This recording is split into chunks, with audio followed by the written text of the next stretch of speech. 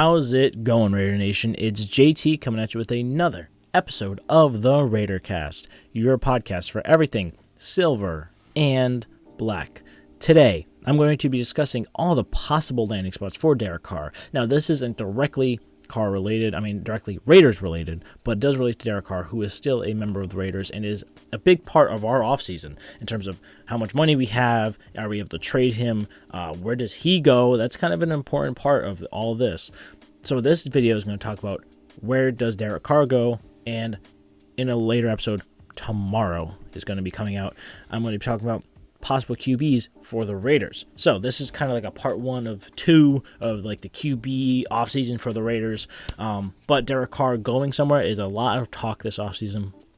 Before I get into this video, don't forget to like and subscribe to this video, to this channel. I do a lot of Raiders content, pretty much exclusively Raiders content. I try to expand a little bit beyond to the regular NFL, but I do know a lot about other NFL teams. I watch a lot of other NFL teams other than the Raiders, so I definitely have a lot of knowledge other than the Raiders, but I talk all about Raiders unfiltered. I don't give a shit about cursing or swearing. I don't give a fuck. So if you like that, if you can handle that, definitely like and subscribe here, because it's going to be a really fun off season. And if you want to come along for the ride, definitely like and subscribe to this channel. Now, the important thing to talk about is his contract. It is a very lucrative contract once February 15th hits, which Derek Carr, or Vic Taffer, came out and said Derek Carr is not willing to move on from or move that due date at all. So February 15th is the deadline, which is a little under a month away. So if once February 15th hits, he gets a guaranteed contract. That is $116 million over the next 3 years, a $33 million cap hit in 2023. 2024 is a $42 million cap hit, and a $41.3 million cap hit in 2025. That is a very expensive deal, especially for a quarterback that extremely underperformed, which is why he's going.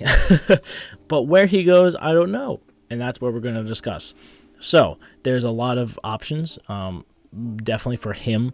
In terms of trading, I don't know if we really get that much trade opportunity because we are kind of in a tough position. We don't really have a lot of leverage because we don't have leverage. We have to get him off the books by February 15th, and if there's no deal and there's no trade by February 15th that we can possibly extend the deadline in agreement with Derek Carr and the NFL team that we're trading with to the start of the league year at March 15th, which is an extremely important date to remember. That's an entire month that the deal could fall out, and then we owe Derek Carr the money. So that is extremely, scary for the team, the Raiders, to go through. But free agency is scary for Derek Carr because he's not going to get the same deal that he got from the Raiders. He's not going to get the same guaranteed money, not even remotely close. He might get close in money. You probably get about $30 million in the open market in free agency, but he's not going to get the same guaranteed money. It's going to be a lot of if you reach this benchmark, you get this much money, stuff like that. So it's definitely, both sides definitely have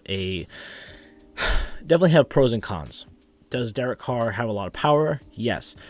Because realistically, if a team is willing to trade for him, why would he want that team to give up trade capital, especially if they're willing to take on his $40 million contract, which just means he could go into free agency, and that team, that team, again, that's another pro con. They have to fight for Derek Carr. If Derek Carr, is like, oh, I'll probably go to you guys because you guys want to trade for me, so don't give up your draft picks. I'll just get cut. I'll just veto any trade, and I'll go to you guys. But then if he changes his mind and switches to the other team, well, he just screwed out that team. So now they might go into a bidding war over him, which could be good for him, but not good for the teams. So there's a lot of pros and cons. There's a lot of moving pieces, a lot of moving parts that need to be thought about. But to really make this simplified, I'm going to be talking about exclusively, if he gets traded, is it good for us? Is he get cut? Is it good for him? Is this a good option for him to go to? So to start off, I have the honorable mentions, the teams that didn't really make the cut, and that is the New Orleans Saints and the Indianapolis Colts. New Orleans Saints, ton of cap hell they're in. They keep moving stuff down the line. They're $56 million over the cap this offseason. So they have a lot of money to get off the books. They do not really have the money to pay for a $30 to $40 million quarterback when they have one that's played very similarly in Andy Dalton with, the weapons. He's in the system. He knows the system. So do I think they get Derek Carr? Probably not. Is he an option? Would he maybe improve the team? I don't know. Like I said, Andy Dalton kind of played the same, or if not better in some aspects, than Derek Carr this season, so they really want to chance it on a $30 million QB versus a $12 or like $20 million basically backup quarterback. Probably not. And then you have the Colts. Oh, the Colts. Wrong point. They have a very high pick, which they can get CJ Stroud, Will Levis, or if they want to trade up, which they definitely could, to get Bryce Young. So, do they want to get an old veteran quarterback to pay $40 million for when they have a bunch of other issues that they need to get solved, like head coach? They have to get, their O-line sorted out. They have to get their defense kind of sorted out. They have missing Shaq the whole season. It's a big issue. So, do they take on a contract like Carr's? Probably not. Do they want to roll with another older, washed quarterback? Probably not. They did Carson Wentz, Phillip Rivers, Jacoby Brissett, Matt Ryan. I don't know if they really want to take on Derek Carr to make it 5 seasons with a bunch of different quarterbacks, or even roll with Sam Ehlinger. They might as well roll with Sam Ehlinger at that point, especially if they're rebuilding, if they don't draft a rookie. But in my opinion, they probably draft Will Levis or CJ Stroud, because those will be the options that they have at their draft position. So those are the two options that are like realistic. Like they could go there because they have good O-lines, rushing game, defense, stuff like that. But they have a lot of other issues that wouldn't really be appealing to him, or really realistic for them to get him. And this is kind of goes along with number 5, the Houston Texans. The only reason why I have him on here is because of that connection with David Carr and the Texans to Derek Carr and the Texans. He definitely has familiarity with the organization as a whole. Their head coach is up in debate. They don't really have a lot of weapons. They have Dameon Pierce, Brandon Cooks. They have some other good-ish pieces. They have the second overall pick, so they probably go rookie there. But if they want to have the rookie sit behind a vet, they could bring in Derek Carr. But again, I don't know if he would really want to go there. Besides the fact, the only reason why he would go is because it's Texas, and I think he's from Texas or something like that. So maybe he would like it there, and maybe he could be like the savior of the Texans now instead of the savior of the Raiders.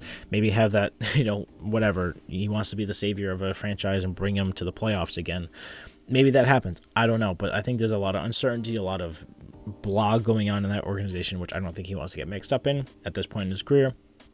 But it's definitely an option. At number 4, we have the Carolina Panthers. I was actually very surprised to even see a jersey swap of this, and I was very happy to find it because I thought it was very interesting that there is one, because I'd never really considered it until I really thought about it. They don't really have a quarterback going into next season. They have Sam Darnold, but do they want to roll with Sam Darnold again? They finished off their 2022 campaign pretty solid, 7-10, still in competition for a playoff spot in Week 17. So that's impressive, especially after firing Matt Rule halfway through the season. Their defense performing really, really well. They had a really strong run game towards the end of the season. Their O-line's coming into their own. They have DJ Moore making great plays, stuff like that. They have the pieces to be good. They have the 9th overall pick. That is not a position to get a really good quarterback. But again, maybe they trade up, stuff like that. Maybe CJ Stroud falls, Will Levis falls. Maybe they take a shot on Anthony Richardson. But I think that Derek Carr is definitely an option, because they don't really have the cap space at the moment, but they could make room if they restructure and trade people and move people around. So it's definitely an option, but Derek Carr will be going into a place that doesn't really have a head coach, and this will be a first-time head coach person going in, unless they keep Steve Wilkes, which they might to keep consistency, and then Derek Carr might want to go there. So it's definitely an option. This is like a dark horse. This is probably my favorite dark horse option, because I think it's definitely a very strong possibility, and could actually, because the NFC South is so weak, really the only competing team next season is going to be the Saints, in my opinion. Carolina is definitely an option to get to the playoffs as well, which Derek Carr wants to do. And then you have the other NFC South thing, which is the Tampa Bay Buccaneers. Now, with the recent news of Byron Leftwich being fired and a bunch of other position coaches being fired, you might think, well, that's a lot of turmoil to go into, but they have a lot of consistency. Todd Bowles has been there for a while. He's been there this season. The Bruce Arians is still involved in the organization. The owner clearly just lets the football people do the football things, so he doesn't really tamper in too much. And they have, in my opinion, are still really, really good defense. They have pieces on the offense. Their O-line's a little, their run game's a little, but their wide receiver weapons are really like top of the league. Really, really good. Mike Evans, Chris Godwin, Julio Jones if he comes back. And they have, the ability to get some pieces here and there, especially get some O-line, some better running backs, etc., etc. But I think it's really a good option because Derek Carr could, if he agrees to go there, could say, hey, if I come here, can I bring my guys in? Can I pick my offensive coordinator? Can I pick my QB's coach? And maybe that works. And they're able to get his people in, like Greg Olsen, someone else like that knows that likes his system, that he knows that, he likes the system, maybe even Todd Downing, which I don't know why he would do that, but just throwing names out there. But that's definitely an option. I think he could build his own coaching staff in Tampa Bay, and there's a lot of room for him to do that because of all the offensive, turnaround that's been happening over the last day. Now, the second option is definitely a very realistic option, is the Washington Commanders. Now, the only issue is it's a very tough division. The Eagles, the Giants, and the Cowboys will be competing for the playoffs next season, guaranteed. Washington was in it for a little while, but then fell off at the end, mostly because of QB carousel of Taylor Heineke and Carson Wentz. Who do you play? If you, as my dad always says this, if you have 2 QBs, you have 0 QBs. So, do they want to roll the dice on Derek Carr? They did trade for Carson Wentz in the offseason, and he did not perform well, in my opinion. I think Carson Wentz is definitely not even close to a good quarterback as Derek Carr, even though Carson Wentz had that really strong start.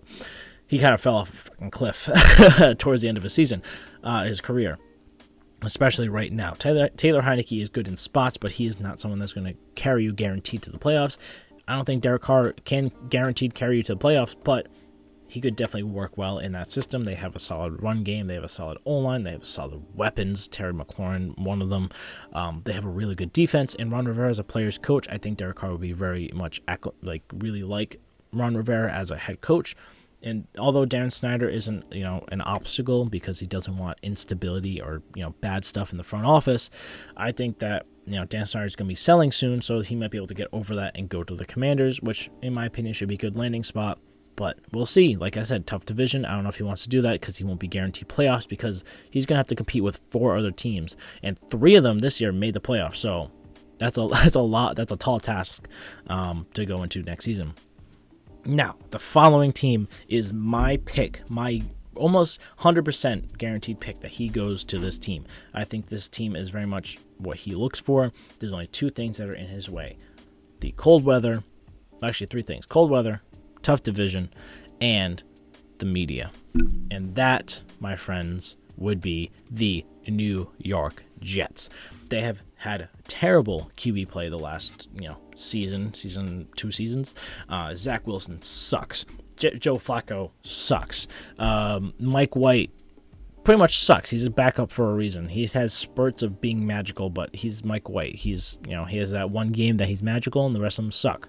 They have a good O-line. They have solid run game in Breece Hall once he gets back from, IR next season. And they have a really, really good defense, if not one of the best, if not the best defense in the league, other than the Niners and maybe even the Broncos.